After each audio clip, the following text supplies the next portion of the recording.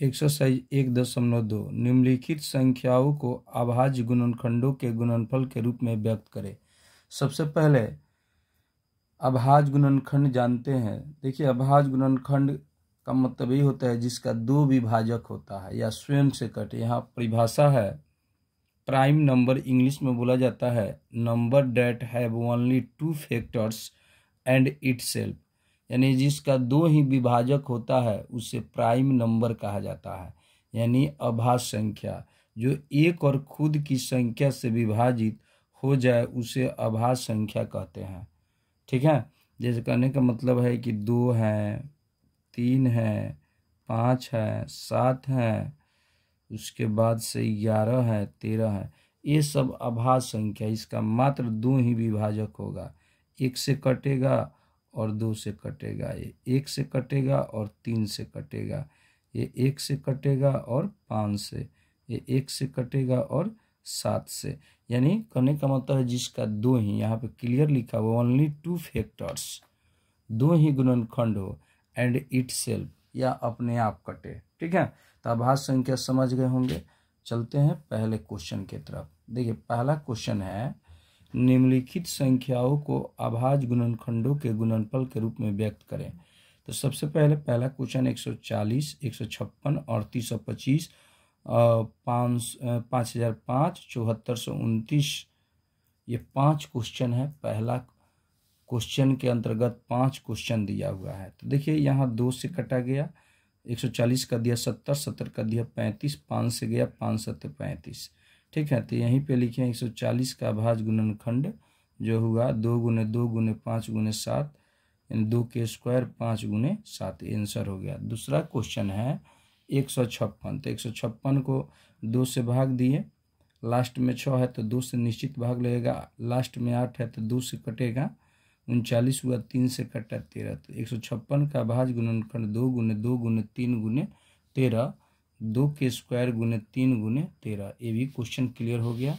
3 number question की तरफ चलते हैं। 3825, 3 से गया, 3 का रूल हम बताए थे, जैसे 3825, तो 3 का नियम क्या बताए थे?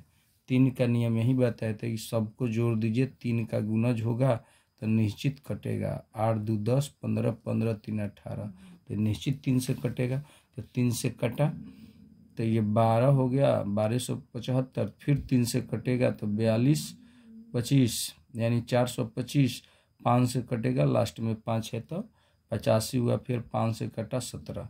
ठीक है, और 325 का गुणन 3 गुने 3 गुने 5 गुने 5 गुने 17, तो 3 का स्क्वायर 5 का स्क्वायर 17, ये भी आंसर हो गया। अगले क्वेश्चन 4 नंबर क्वेश्चन की तरफ चलते हैं। 5005, 5 से निश्चित कटेगा, अंत में 5 है तो 1001 हुआ, 7 से कटेगा। ठीक है, 7 से कटेगा, 7 से क्यों कटेगा? 7 का हम आपको रूल बताए थे, रूल यही 7 का हम बताए थे आपको कि 7 से कटने के ट्रिक यही होता है कि देखिए 7 का कटने का ट्रिक क्या बताए थे, जैसे 1001 है तो इसका रूल यही बताए थे कि इधर जितना संख्या है, ठीक है, 100 माइनस, उसके बाद से इसमें हम लोग क्या करते हैं, 2 से गुना करके इकाई अंक 1 है। तो देखिए 100 माइनस 2 यहाँ बता रहे हैं। अब घाटा तो 98 हो गया, 7 से भाग दीजिए, 7 कम 7, उसके बाद से 2 7 चौक 28। यही ट्रिक हम बताए थे कि इकाई अंक का दुगना हो जाएगा और शेष जो बचा है उसमें से घट जाएगा तो निश्चित 7 से कटेगा। यही ट्रिक हम बताए थे, इसी वीडियो में हम बताए हैं, पहला ही बता दिए हैं कौन किस से कटेगा।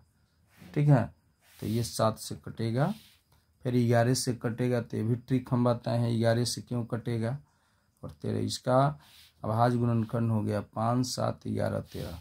फिर है 7429, 7 से 17 से कटा, 17 के बाद 19 से कटा, फिर 23 से कटा, तो इसका गुणनखंड हो गया 17 19 23। ठीक है, एक क्लियर हो गया। एक का 5 क्वेश्चन क्लियर बन गया, एक के 5 क्वेश्चन जो है क्लियर बन गया। ठीक है, 1 नंबर 2 नंबर अब चलते हैं 2 नंबर क्वेश्चन की तरफ। तो 2 नंबर क्वेश्चन की तरफ चलते हैं और उसका हम सोल्यूशन करेंगे। 2 नंबर क्वेश्चन की तरफ चलते हैं। 2 नंबर क्वेश्चन है, यहाँ ध्यान दीजिए। 2 नंबर क्वेश्चन है,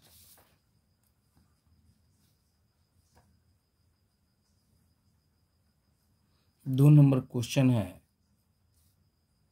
कि find the LCM and HCF of the flowing pairs of integers and verify that LCM into HCF product of the two numbers. कर रहा है पूर्णांकों के निम्नलिखित युग्मों के एचसीएफ और एलसीएम ज्ञात कीजिए तथा इसकी जांच कीजिए कि दो संख्याओं का गुणनफल एचसीएफ गुने एलसीएम है। यानी सबसे पहले देखिए इसका स्टेप जानेंगे, ठीक है। तो देखिए स्टेप यही है इसका कि सबसे पहले गुणनखंड करेंगे। तो सबसे पहले 26 का गुणनखंड कीजिए, ठीक है। 26 के पूर्णांक का मतलब होता है इंटीजर, इंटीजर का मतलब होता है जिसमें प्लस माइनस दोनों आ जाए, उसे हम लोग पूर्णांक कहते हैं, ठीक है। उसे हम लोग क्या कहते हैं, पूर्णांक कहते हैं। तो पूर्णांक की भी परिभाषा हम लिख देते हैं, integer number, whole number plus negative number. देखिए इधर होल नंबर यानी पूर्ण संख्या है और इधर नेगेटिव है, ठीक है। तो इसी को हम लोग इंटीजर यानी पूर्णांक कहते हैं, इसे जेड से सूचित करते हैं। यहाँ पे प्रश्न कर रहा था पूर्णांकों के, तो पूर्णांकों का मतलब समझना जरूरी था, पूर्णांक क्या चीज़ होता है, ठीक है। अब 26 और 91 का गुणनखंड करते हैं, उसके बाद से सवाल बनाया जाएगा।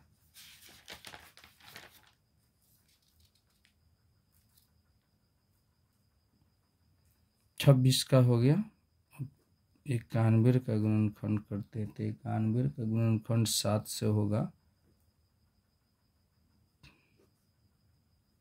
एक मरतबे 91 का गुणनखंड हो गया 7 गुने 13। देखिए एचसीएफ निकलना है। देखिए एचसीएफ का मतलब होता है जो दोनों में शामिल हो, तो दोनों में शामिल क्या है, 13 है, 13 हो गया। एलसीएम का मतलब यही होता है समान अंक मिले तो उसे एक बार लिख दीजिए, तो 13 एक बार, जो नहीं मिले उसको भी उतार दीजिए। तो गुना करेंगे तो क्या हो जाएगा, गुना करेंगे तो 182 हो जाएगा। क्वेश्चन कह रहा है, यहाँ पे ध्यान दीजिए, क्वेश्चन कह रहा है कि दो संख्याओं का गुणनफल एचसीएफ गुने एलसीएम है। आंसर किताब में जो दिया होगा यही आंसर दिया होगा, ये और ये। अब इसका जांच करना है। तो देखिए दो संख्याओं का गुणनफल बराबर एचसीएफ गुने एलसीएम। तो दो संख्या 26 है गुने 91, एचसीएफ 13 आया है, एलसीएम आया है 182। गुना करेंगे तो 2366, ये आ जाएगा 2366। यही जांच करना था, ठीक है। अगले क्वेश्चन की तरफ चलते हैं। अगला क्वेश्चन है 2 का 2 नंबर। 2 का 2 नंबर है 510 और 92। तो 510 का सबसे पहले गुणनखंड करते हैं। 510 का 510 का गुणनखंड होगा, 2 से जाएगा तो 2 5 5, फिर 3 से जाएगा 8 5, फिर 5 से जाएगा, फिर 17 से जाएगा।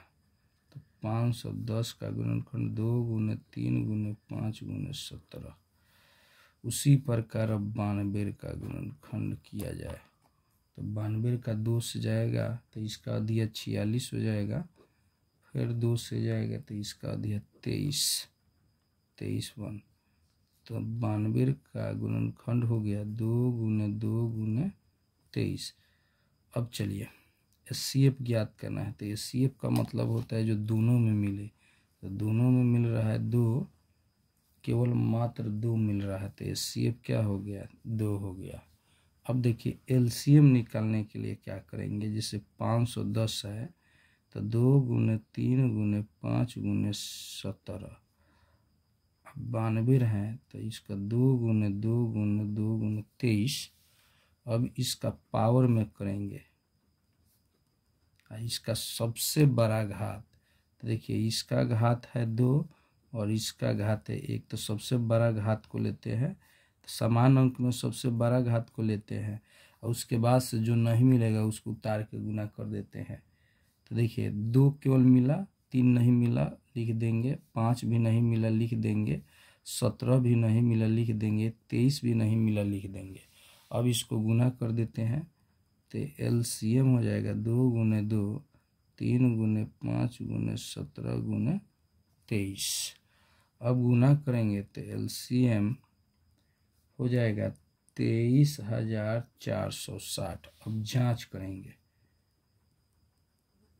जांच वही प्रक्रिया करना है कि दो संख्याओं का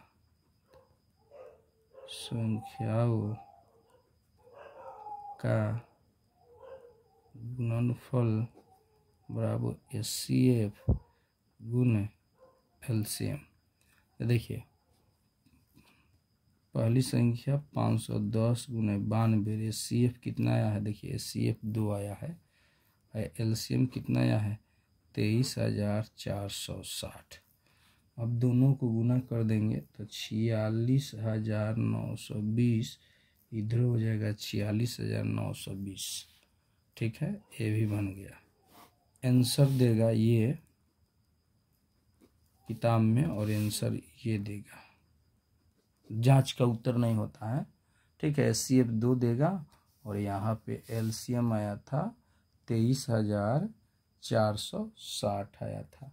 ठीक है, अगले क्वेश्चन की तरफ चलते हैं। अगला क्वेश्चन है 3 नंबर, 2 के 3 नंबर की तरफ चलते हैं। 2 का 3 नंबर, ठीक है, 2 का 3 नंबर है 336 और 54 है। सबसे पहले हम लोग गुणनखंड करते हैं 336 का। 2 से जाएगा, 2 कम 2 2 छक बारह 2 8 16, फिर 2 से जाएगा 2 8 16, ये 4 हो जाएगा, फिर 2 से जाएगा 4 4 2, फिर 2 से जाएगा 2 एकम 2, फिर 3 से जाएगा 3 7 21, 7 एकम 7, यानी 336 का 2 गुने 2 गुने 1 2 3 4,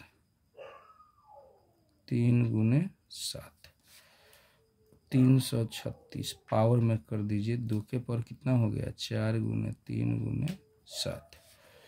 अब लिखते हैं 54 का गुणनखंड। तो 54 का गुणनखंड देखिए कितना हो रहा है। 54 का गुणनखंड 2 से काटेंगे तो 2 से काटे तो ये 27 हो गया, 3 से 9, फिर 3 से फिर 3 लिखेंगे। 54 का गुणनखंड 2 गुने 3 गुने 3 गुने 3। अब 54 का पावर में इसका पावर 1, 3 के पावर 3। तो देखिए HCF का मतलब होता है जो दोनों में मिले, तो दोनों में क्या मिल रहा है 2 2 लिख दिए। अब 2 2 3 3, अब तो कोई नहीं मिल रहा है, एक बार 2 मिला एक बार 3 मिला, तो गुना करेंगे HCF बराबर कितना हो जाएगा 6। अब LCM का देखिए, LCM देखिए क्या निकाला जाता है। LCM में सबसे पहले समान घात जो होगा फिर से हम लिख देते हैं, जैसे 336 2 के पावर 4 LCM के लिए 3 गुने 7, और फिर 54 2 के पावर 1 गुने 3 के पावर 3। अब यहाँ पे ध्यान दीजिए, समान अंक में सबसे बड़ा घात को लेते हैं, तो इसका 2 के पावर कितना हो गया 4, और समान अंक में 3 के पावर क्या लेंगे बड़ा घात 3, और जो नहीं मिला उसको उतार देते हैं। ठीक है, अब इसको क्या करेंगे गुना करेंगे। 2 गुने 2 गुने 2 गुने 2, 3 गुने 3 गुने 3 गुने 7 गुना करेंगे तो LCM एलसीएम जो हो जाएगा 3024 होगा गुना करेंगे तो, ठीक है, गुना करेंगे तो 3024। और फिर वही जांच कर लेना है, जांच वही करना है, दो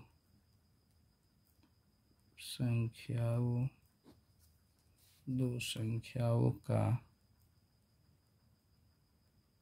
गुणनफल बराबर एचसीएफ गुने एलसीएम। 336 गुने 54 बराबर एचसीएफ देखिए कितना आया है, यही आंसर दिया होगा 6, एलसीएम 3024 आया था। ठीक है, दोनों को गुना कर दीजिए, दोनों को गुना करेंगे 18,144, 18,144, यही आंसर सिद्ध हुआ। ठीक है, अगले क्वेश्चन की तरफ चलते हैं। 3 नंबर क्वेश्चन है, अभाज्य गुणनखंड विधि द्वारा निम्नलिखित पूर्णांकों को एचसीएफ और एलसीएम ज्ञात कीजिए। बहुत आसान है। 3 का 1 नंबर देखिए 12, 12 का गुणनखंड 2 गुने 2, ऐसे करेंगे 2 छक 12, 2 3 6 3 12, 2 का स्क्वायर गुने 3। ठीक है, चलते हैं फिर 15, 3 पचे 15, इसका पर 1, इसका पर 1, और 21, 3 सत्ते 21। देखिए एचसीएफ का मतलब होता है जो तीनों में मिले, तो देखिए 3 इसमें है, 3 इसमें है, 3 इसमें है, 3 हो गया। ठीक है, एलसीएम का मतलब देखिए पावर 3 3 3, तो 3 एक लिख देंगे, उसके बाद से 2 नहीं है तो 2 के पावर 2 लिख देंगे, फिर 5 लिख देंगे, 7, जो नहीं मिल रहा है उसको उतार दिया जाता है। एलसीएम बराबर 3 गुने 2 गुने 2 गुने 5 गुने 7, गुना करेंगे तो एलसीएम कितना हो जाएगा 420 हो जाएगा आंसर, ये भी आंसर हो जाएगा।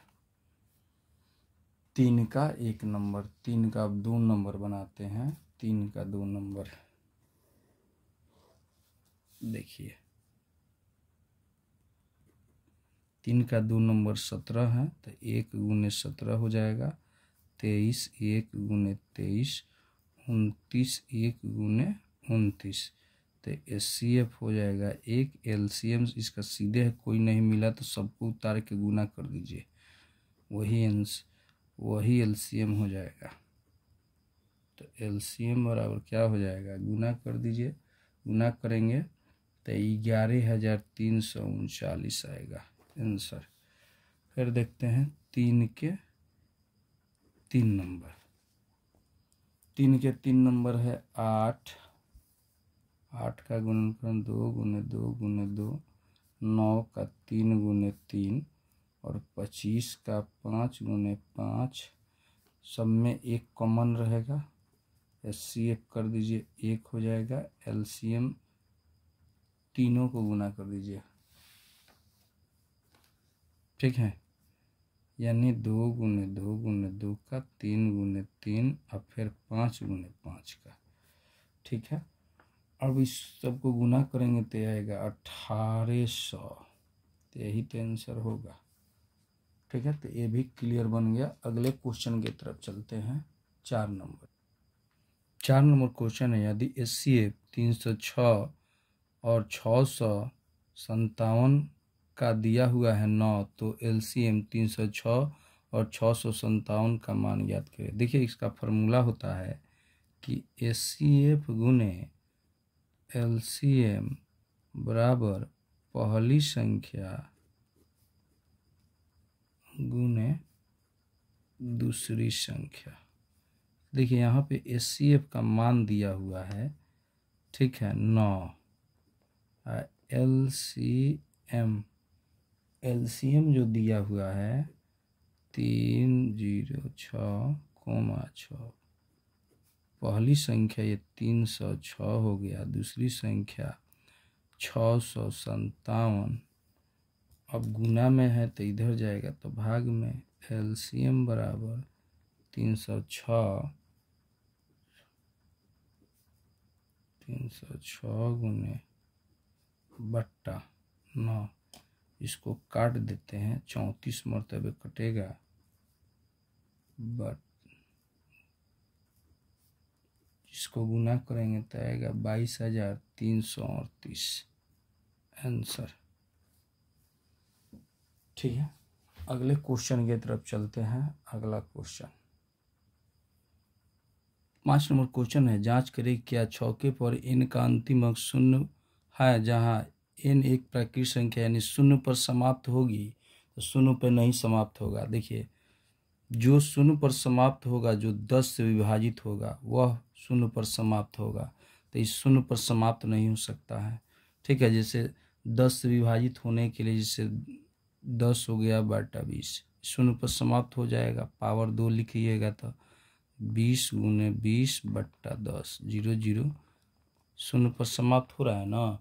तो देखिए, इसको दो तरीक़े से बना सकते हैं। इस क्वेश्चन को छोटा में बन सकता है, 12 में भी बन सकता है। ठीक है, तो देखिए छोटा में पहले बना देते हैं, सॉल्व करते हैं, उसके बाद से 12 में बनाते हैं। जो संख्या 0 पर समाप्त होती है,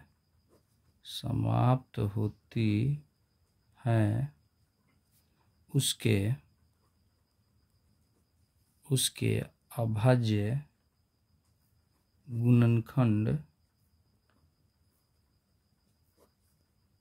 2 गुने 5 के रूप में होते हैं। जैसे 6 के पावर n है तो 2 गुने 3 के पावर n होगा। जैसे 6 को हम लोग लिख सकते हैं, जैसे यहाँ पे समझिए 6 के पावर n है, अगर 6 के पावर 1 रखे, 6 के पावर 2, 6 के पावर 3, तो इसको 6 इसको 2 बार लिखेंगे, 6 गुने 6, इसको 6 गुने 6 गुने 6, 6 6 का 36, ये हो जाएगा 216। तो इसका अंतिम अंक क्या मिल रहा है? अंतिम अंक क्या मिल रहा है? इसका 96 मिल रहा है। तो कभी 0 पर समाप्त होगा, कभी नहीं होगा। ठीक है, कभी नहीं होगा, इस 0 पर कभी समाप्त ही नहीं होगा। इसलिए हम लोग लिख सकते हैं कि 6 के पावर n किसी भी मान n के लिए 0 पर समाप्त नहीं होगी। ठीक, अगर और लंबा प्रोसेस, ये शॉर्टकट हुआ। सेकेंड मेथड बताते हैं, सेकेंड तरीका बताते हैं, सेकेंड। ठीक है, देखिए सेकेंड बताते हैं। यदि कोई दूसरा तरीका, यदि कोई, वही बात लिखेंगे, यदि कोई संख्या 0 पर समाप्त, ये थोड़ा लंबा प्रोसेस होगा, हो सकती है तो वह 10 से विभाजित होती है, या तो यह संख्या 2 गुने 5, वही बात 10, 2 गुने 5 यानी 2 और 5 से विभाजित होनी चाहिए। ठीक है, आगे देखते हैं। क्योंकि 10 का 2 गुने 5, 6 का गुणनखंड कीजिएगा तो क्या होगा? 2 3 6, 6 का गुणनखंड कीजिएगा तो 2 गुने 3 आएगा। इसके अलावा कोई आएगा? नहीं आएगा। अब लिखेंगे 6 के पावर n का अभाज्य संख्या 2 गुने 3 के पावर n। यही बात को लॉजिक में लिखिए, 6 के पावर n के अभाज्य गुणनखंड में 5 नहीं है, इसलिए 6 के पावर n 5 से विभाजित नहीं होगा।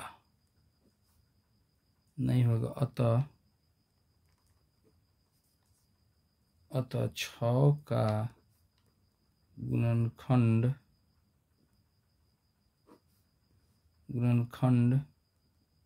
करने पर यह 2 गुने 5 के रूप का नहीं है। यह किसी भी प्राकृत संख्या n के लिए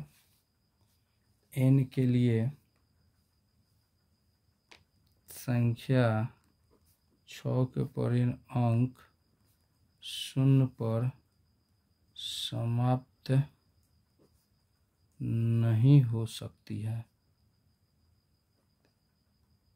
सेकेंड मेथड हुआ, बात वही है, इसका भी लॉजिक वही है, थोड़ा सा लंबा में तुर के बता दिया गया। इसका भी लॉजिक वही था, शॉर्टकट में था, छोटा में था, बात वही कह रहा है। देखिए, जो 0 पर समाप्त होगा, जो 10 से विभाजित होगा वह 0 पर समाप्त होगा।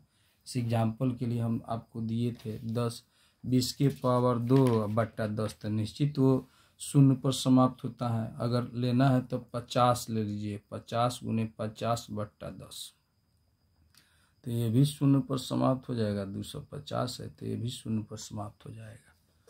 ठीक है, तो ये क्लियर हो गया होगा, कॉन्सेप्ट पूरा फाइनल। अब चलते हैं 6 नंबर।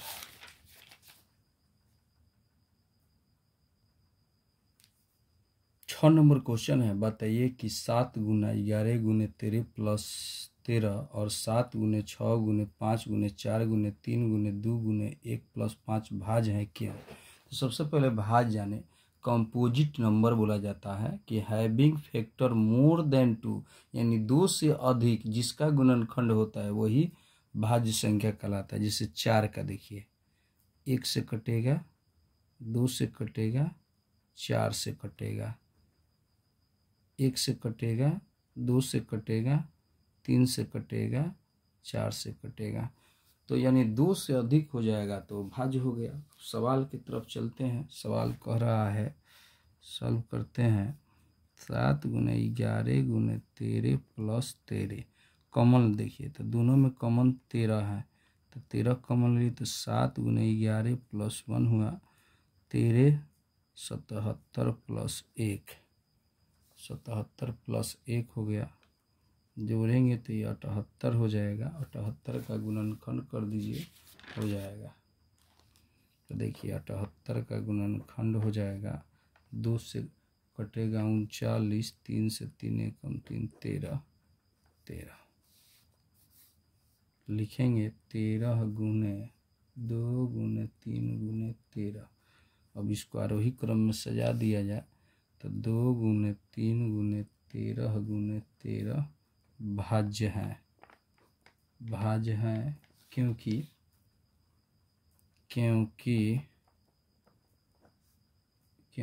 इसके एक के अलावा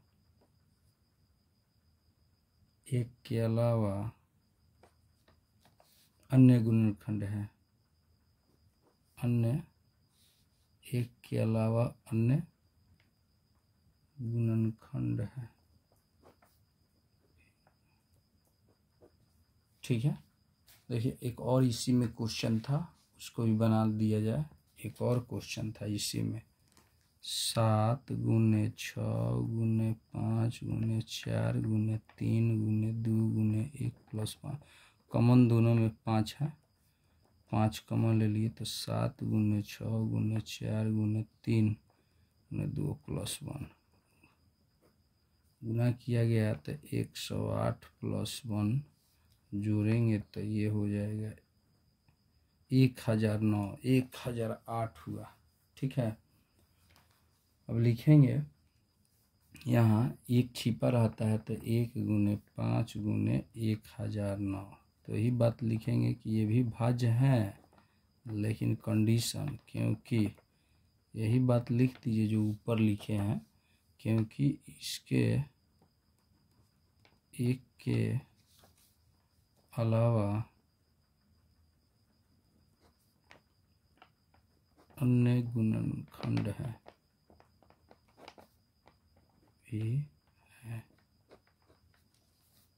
यहीं पे एक और क्वेश्चन है, उसको हम पढ़ के अंतिम कर देते हैं। देखिए 7 नंबर, देखिए रवि और सोनिया, देखिए एक वृत्ताकार पथ है।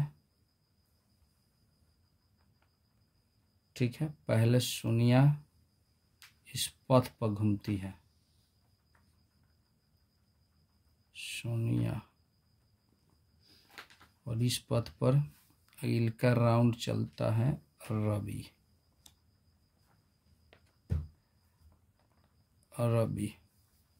ठीक है, तो वो दोनों, तो इसमें कौन जल्द पहुंचेगा? तो देखिए रवि क्या है, रवि 12 मिनट और सोनिया को मिनट 18 मिनट। ठीक है, तो यहाँ पे लॉजिक समझ लेते हैं। ये सोनिया हो गया, ये रवि हो गया। चलिए, तो 18 सेकेंड इसका लगता है, इसका कितना 12 से, इसका दुगना कीजिए, 12 दूनी, इसका दुगना तिगुना करेंगे, बढ़ती हैं 36। ये दोनों क्या करेंगे, 36 मिनट के बाद एक दूसरे को मिलेंगे। ठीक है, 36 मिनट के बाद रवि जल्द चल रहा है। ठीक है, तो इसका सीधे सिंपल है, सवाल था, इसका गुणनखंड कर दीजिए, कम से कम कितने मिनट के बाद एक दूसरे को मिलेंगे? तो ये दोनों 36 मिनट के बाद। जैसे 18 का गुणनखंड करते हैं, 2 × 3, 18 का गुणनखंड कर लीजिए, 2 9 3 3, 12 का गुणनखंड हो गया 2 × 2 × 3। अब यहाँ पे ध्यान दीजिए, अब 2 × 3 के स्क्वायर हो जाएगा और 2 × 2 के स्क्वायर × 3। तो एलसीएम का रूल क्या होता है, यहाँ पे समझिए फिर से। जैसे 18 का गुणनखंड है 2 × 3 × 3, तो 18 का 2 × 3 का स्क्वायर हो गया और 2 के पावर 1 हो गया। अब 12 का गुणनखंड करेंगे 2 × 2 × 3। ठीक है, यहाँ पे क्वेश्चन कह रहा है, देखिए एक खेल के मैदान के चारों तरफ एक वृत्ताकार पथ है। सोनिया को इस मैदान का एक पूरा चक्कर लगाने में 18 मिनट का समय लगता है, जबकि रवि को इसमें 12 मिनट ही लगता है। मान लीजिए कि दोनों एक ही स्थान से एक ही समय और एक ही दिशा में चलना आरंभ करते हैं। कितने मिनटों के बाद, देखिए यहाँ पे कितने शब्द लग गया, कितने मिनटों के बाद वे पुनः प्रारंभिक के स्थान पर मिलेंगे? यहाँ पे देखिए 12 2 के स्क्वायर × 3 के पावर 1। तो देखिए एलसीएम का मतलब यही होता है कि समान अंक में सबसे बड़ा घात। तो इसका 18 का घात 2 के पावर 1 है और 12 के घात 2 के पावर 2 है। तो 12 के घात 2 के पावर 2 है, तो 2 के पावर 2 लीजिए। इसमें 3 के घात 1 है, इसमें 3 के घात 2 है, तो जो अधिक समान अंक होता है उसी को घात को ले लेते हैं। तो देखिए 2 के स्क्वायर है तो 2 × 2, 3 के स्क्वायर है 3, इसका आंसर सटीक हो जाएगा 36। 3 3 का 9, 9 दूनी 18 दूनी 36 मिनट के बाद एक दूसरे को मिलेंगे। ठीक है, कितने मिनट के बाद? 36 मिनट के बाद वे एक दूसरे के वे पुनः 36 मिनटों के बाद मिलेंगे। तेज कौन चल रहा है? तेज रवि चल रहा है। ठीक है, जल्द कौन पहुंचेगा? रवि पहुंचेगा, क्योंकि 12 ही मिनट में दूरी तय कर रहा है। और सोनिया को कितना समय लग रहा है? 18 मिनट। तो तेज तो यही नहीं चल रहा है, रवि तेज चल रहा है, सोनिया जो है धीरे धीरे चल रही है। ठीक है, तो यही आपका सोल्यूशन हुआ 1.2 का पूरा फुल सोल्यूशन बता दिए। अगर वीडियो अच्छा लगे तो लाइक, सब्सक्राइब और शेयर करें। और डिस्क्रिप्शन में लिंक मिलेगा, आप लोग टेलीग्राम ज्वाइन कर लेंगे या व्हाट्सएप ग्रुप, और एक PDF उसमें डाल देंगे, जिससे जल्द से जल्द आपका पढ़ाई हो जाए। वीडियो देखने के लिए आप सभी को धन्यवाद।